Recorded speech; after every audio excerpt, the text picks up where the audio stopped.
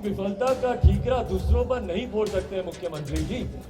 बिहार में जो लाखों लोग शराबबंदी कानून के तहत जो आज की तारीख में जेल में है, उनमें से कितने तस्कर हैं बताइए मुझे। भाई आप ताड़ी और शराब, इसमें मुख्यमंत्री जी को फर्क समझ में नहीं आता। और सेम काम आप यहाँ पे आयुर्वेद के डॉक्टर्स के साथ कर रहे हैं। औषधि शब्द को ये लोग बदनाम करने का काम कर रहे हैं। नमस्कार, न्यूज फाउंडेशन देख रहे हैं और मैं हूं आपके साथ रंजन सिंह। लोक जनशक्ति पार्टी रामविलास के राष्ट्रीय अध्यक्ष चिराग पासवान ने शराबबंदी को लेकर बड़ा सवाल खड़ा किया है।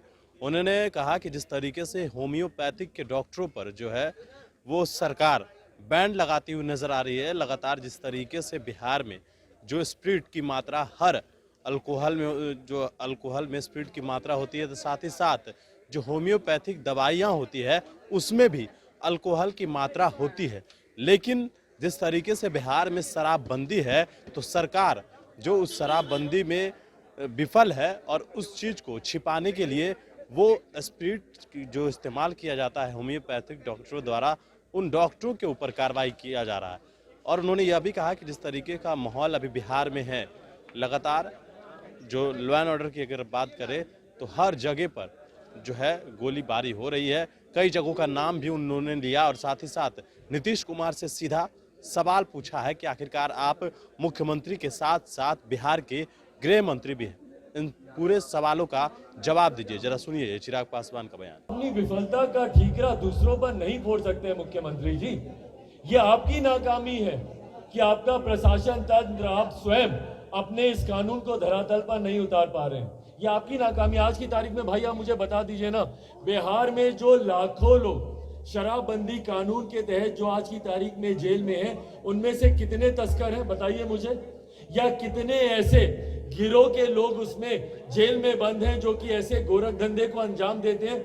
आज भी आप जेलों में चले जाइए, विभिन्न जिलों में सिर्फ आम बिहारी जेलों में बंद हैं। समाज के गरीब वर्ग से आने वाले लोग जेलों में बंद हैं और ऐसे लोगों के ऊपर शराबबंदी की धाराएं लगाई जा रही हैं जो कि देश का राष्ट्रीय अंतर्राष्ट्रीय स्तर पर नाम ऊंचा करने का काम करते हैं। ऐसे ऐसे वर्ग को टारगेट किया जा रहा है। भाई ये लोग पासी समाज के लोगों को टारगेट करते हैं। पासी समाज के लोगों को शराबबंदी की धारा में इन लोगों ने जेल में बंद किया हुआ है। भाई आप ताड़ी और शराब, इसमें मुख्यमंत्री जी को फर्क समझ में नहीं आता। एक प्राकृतिक पदार्थ है भैया, आप उसको शराबबंदी की धारा में लेकर आ रहे हैं। और जो प्राकृतिक पदार्थ को जो बेचने का काम कर रहे हैं, आप उन पे शराबबंदी की धारा लगाकर आप उनको जेल में बंद कर रहे हैं। और सेम काम आप यहाँ पे आयुर्वेद के डॉक्टर्स के साथ कर रहे हैं। औषधि शब्द को ये लोग बदनाम करने का काम कर रहे हैं। भाई ये औषधि है, शराब नहीं है ये। और ये अल्कोहलिक कंटेंट हर मेडिसिन में कम ज्यादा मात्रा में इस्तेमाल होता है। साइंस भैया मैंने भी पढ़ी और जिसने भी पढ़ी है वो जानता होगा इस बात को कि सीमित मात्रा में इसका इस्तेमाल किया जाता है। पर उसी को हाईलाइट कर कर आप ना सिर्फ होम्योपैथिक को बदनाम करने का आप काम कर रहे हैं, बल्कि अपनी विफलता शराबबंदी से जो आपकी विफलता हो रही है। और यही कारण है भैया, जहरीली शराब से कोई मर रहा है और वहां का एक वरिष्ठ अधिकारी बयान दे रहा है कि भैया इसमें होम्योपैथिक दवाई का लेना देना है। ताज्जुब की बात हो रही है। ऐसे अधिकारियों पे कार्रवाई होनी चाहिए जो ऐसे हल्के बयान देते हैं और जो समाज को भ्रमित करने का काम करते हैं, उन अधिकारियों पे भी कार्रवाई होनी चाहिए। बिहार में लॉ एंड ऑर्डर नाम की कोई चीज नहीं बची है और ये राजनीतिक बयानबाजी नहीं है, ये हकीकत है। क्या छपरा की घटना मामूली घटना है भाई? एक के बाद एक बिहार में अक्षम्य अपराध हो रहे हैं, जघन्य अपराध हो रहे हैं। मधुबनी की घटना, एक बच्चे से विवाद, उसके सामने उसके माता पिता को गोली मार दी गई। आरा में हम गए थे उस दिन, एक बुद्धिजीवी वर्ग से आने वाले वृद्ध दंपति की दिन दहाड़े गला रेत कर हत्या कर दी जाती है।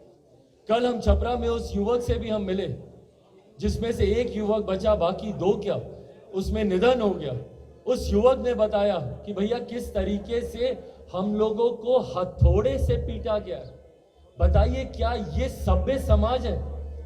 हथौड़े से आप लोगों की पिटाई कर रहे हैं। परिणाम स्वरूप 2 लोगों का उसमें निधन हो गया। जो एक बचा भी है वो भी कैसे डर के साए में जी रहे हैं। बताए ना मेरे प्रदेश के मुख्यमंत्री नीतीश कुमार जी, आप समाधान यात्रा पर निकले, क्या समाधान है उनके पास बिहार में बढ़ते इस अपराध को लेकर? और भाई सवाल तो आपसे पूछे ही जाएंगे ना। प्रदेश के मुख्यमंत्री होने के साथ साथ आप मेरे प्रदेश के गृह मंत्री भी हैं। ये सवाल आपसे बनता है कि कितनी और हत्याओं का इंतजार बिहार करेगा।